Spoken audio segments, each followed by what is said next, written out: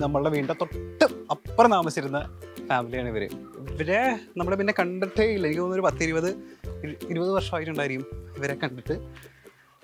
നമ്മളെന്തായാലും ഇവിടെ വരെ വന്ന സ്ഥിതിക്ക് ഇവരെയും കൂടെ കണ്ടിട്ട് പോവാം. ഓക്കെ, വാ. അറിയോ? വാ ചോദിക്കട്ടെ. ഞാൻ പറഞ്ഞില്ലേ 20 കൊച്ചായിരിക്കുമ്പോ കണ്ടിട്ടുള്ളതാ. ഇപ്പൊ 20 വർഷത്തിൽ കൂടുതലായി. എന്റെ കളിക്കൂട്ടുകാരുടെ അമ്മയാ. അതായത് ഒന്നില്ലെങ്കിൽ ആൺ ചേച്ചിയുടെ വീട്ടില്, അല്ലെങ്കിൽ ഇവിടെ രണ്ടുപേരുണ്ട്. ജിതുകുട്ടനും ജിസ്നാമോളും ഉണ്ടായിരുന്നു. ഇവർ രണ്ടുപേരായിരുന്നു എന്റെ കൂട്ടുകാര്. പുറത്ത് ടിൽസി ഉണ്ടായിരുന്നു. അവളെന്ത്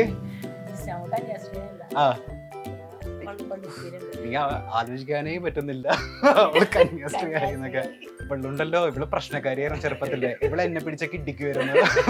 ഇവള് കന്യാസ്ത്രീ ആയി എന്ന് പറഞ്ഞാൽ ഇപ്പൊ എനിക്ക് ഒരു ഞെട്ടലായിരുന്നു. ഇവള് കുറുമ്പിയായിരുന്നല്ലോ ചെറുപ്പത്തില്ലേ. ഇതാണോ അവള്? ഇതാണ് എന്റെ കളിക്കൂട്ടുകാരി ജസ്ന. ഈ ആൺ ചേച്ചിയും അജിൻ ചേച്ചിയൊക്കെ എന്റെ കലാജീവിതത്തെയാണ് ഇൻഫ്ലുവൻസ് ചെയ്തിട്ടുള്ളതെങ്കിൽ ഇവര് എന്റെ മറ്റേ സ്പിരിച്വൽ ലെവലിലേക്കാണ് ഇൻഫ്ലുവൻസ് ചെയ്തേക്കുന്നത്. ഇവിടെ എപ്പോഴും ഈ ഒരു പ്രാർത്ഥനത്തേക്കും നന്മ നിറഞ്ഞ മറിയുമേ സ്വസ്തി കർത്താവ് അങ്ങയോട് ഇതൊക്കെ ഇവിടെ വന്നിട്ട് നമ്മൾ പഠിച്ചത്.